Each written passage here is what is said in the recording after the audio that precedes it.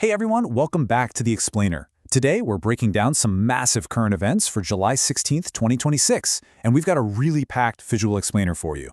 We're going to be covering everything from indigenous textile heritage and global food safety standards, all the way to national youth initiatives and the future of green public transit. Okay, let's dive into this. I really want you to treat today's explainer like a bit of an interactive challenge. I'll be throwing a few trivia questions your way based on today's top stories as we go. So actively engage, follow the clues, and let's just see how well you know the forces that are shaping our world right now. All right, here is your very first challenge. Which state recently showcased its absolutely stunning GI-tagged handloom products, specifically including Kuchai silk, at the massive BharatEx 2026 event? Think about the major, rich textile hubs in India for a second. Got a guess? Go ahead and mentally lock in your answer. Well, if you guessed Jharkhand, you absolutely nailed it. Jharkhand is an eastern Indian state that is just renowned for its incredible cultural tapestry, and they recently took center stage at the Bharat Mandapam. They were there for BharatEx 2026 to proudly showcase their indigenous textile heritage to both national and international markets. And the way they're doing this is by leveraging geographic indication, or GI tags. These tags are absolutely crucial markers because they authenticate the exact origin and the unique quality of these regional products. Now, what's really interesting about this slide is the sheer variety of craftsmanship being protected. Jharkhand actually brought 6 specific GI-tagged handlooms to the spotlight. We're talking Tussar silk, Kuchai silk, Bagaya sari fabric, Tumka chatter, Boya sari fabric, and Pancho sari fabric. By securing GI tags for all of these products, the state is essentially putting a protective seal on local artistry. It ensures that the traditional methods and the artisans who actually practice them are fully recognized and protected from cheap imitations on the global stage. But, why does all of this actually matter? Why put so much effort into an international showcase for regional fabrics? Well, because it's a highly strategic economic move. This isn't just about beautiful fabric, it is literally about human livelihoods. By opening up broader markets for these handlooms, this initiative directly aims to create sustainable local employment, which in turn reduces the need for rural workers to migrate to crowded urban centers just in search of a basic income. Okay, let's pivot now from local heritage and rural economics to a really crucial piece of global policy. The Codex Alimentarius Commission, or the CAC, was established jointly by which 2 major international organizations? This is a huge one for anyone who studies global governance or international trade. Take a second and lock in your guess. And the correct answer is the Food and Agriculture Organization, the FAO, and the World Health Organization, the WHO. Think about how brilliant that partnership actually is. On one hand, you have the FAO bringing this deep, comprehensive expertise on agriculture and food production, and then they join forces with the WHO, which brings a rigorous medical focus on human health and disease prevention. Together, they basically created the ultimate global authority on what we consume. And that authority is the Codex Alimentarius Commission. They are the premier international food standards setting body. Now, while they are headquartered in Rome, Italy, this group is currently in the news because India just achieved some highly significant milestones at their 49th session, which is known as CAC 49, that was just held in Geneva, Switzerland. The CAC is incredibly vital because, as you can see here, they have this massive dual mission.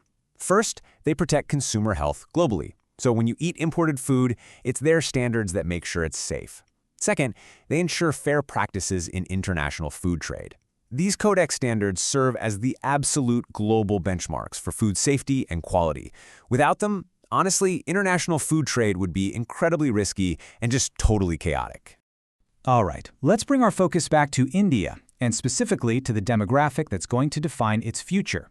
The Viksit Bharat Yuva Connect program, or VBCP, for 2026 is being organized right now. But under which specific theme? If you follow the Ministry of Youth Affairs and Sports, you might just know this one.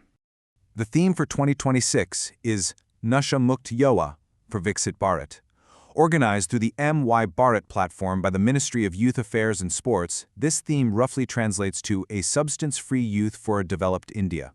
It's a really powerful dual-purpose initiative. It aims to heavily promote the overarching vision of a developed India, while simultaneously spreading critical awareness against the very real dangers of substance abuse. And who exactly is this message intended for? Well, it specifically targets the 15 to 25 age demographic. And it's an entirely inclusive campaign, deliberately designed to reach youth from across rural, urban, and tribal communities alike. Because really, this is the generation that's going to step into major leadership roles over the next 2 decades. Let's move to the OTOOL and see how this builds across a very specific timeline. The program itself is a focused one-month sprint. It begins right now on July 16, 2026, and it concludes on August 15, 2026, which obviously aligns perfectly with Independence Day. But the true timeline here extends much, much further. The ultimate objective is 2047, the centenary of India's independence. The core idea is that by empowering a healthy, substance-free youth today, the nation is actively building the foundation required to achieve a fully developed Viksit Bharat by 2047. Okay, let's pivot to our final topic for today, future infrastructure and green transit. The PM e-Drive scheme, which is a massive, massive push for electric vehicles, is implemented by which specific government ministry? Think about it. If you said the Ministry of Heavy Industries, or the MHI, you are correct. They are the government body officially administering the PM e-Drive scheme. Their overarching mandate here is absolutely vital. They are tasked with launching and managing initiatives that accelerate the adoption of electric vehicles across the entirety of India.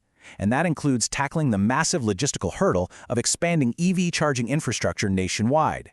And this brilliantly illustrates how it plays out in the real world. Just look at Delhi. They are receiving 2,800 brand new air-conditioned, low-floor electric buses directly under the PM e-Drive scheme. I mean, this isn't just an environmental upgrade. It is a massive quality-of-life upgrade meant to drastically strengthen the city's public transport fleet and vastly improve last-mile connectivity for literally millions of daily commuters. But, those buses are really just one part of the puzzle. The PM e-Drive scheme provides direct demand incentives and subsidies for a very specific list of vehicles: electric two-wheelers, electric three-wheelers, e-ambulances, and electric buses. So for those of you studying for exams, take note of this list. By subsidizing these exact categories, the ministry is smartly targeting the vehicles that make up the vast majority of daily traffic and public utility transport in the country. Wow. So we've covered a ton of ground today. We've seen how Jharkhand is protecting its artisan culture and its economy through GI tags. We explored how the FAO and WHO joined forces to ensure the safety of the entire global food supply through the Codex Alimentarius Commission. We discussed the Ministry of Youth Affairs' really crucial one-month push to build a substance-free generation for 2047. And finally, we looked at how the Ministry of Heavy Industries is fundamentally altering our city streets with the PM e-Drive scheme. So, I want to leave you with a question to ponder. Culture, food safety, youth, or green transit? Which of these 4 developments do you personally believe will have the most profound impact on our collective future? Think about it, keep learning, and I'll catch you in the next explainer.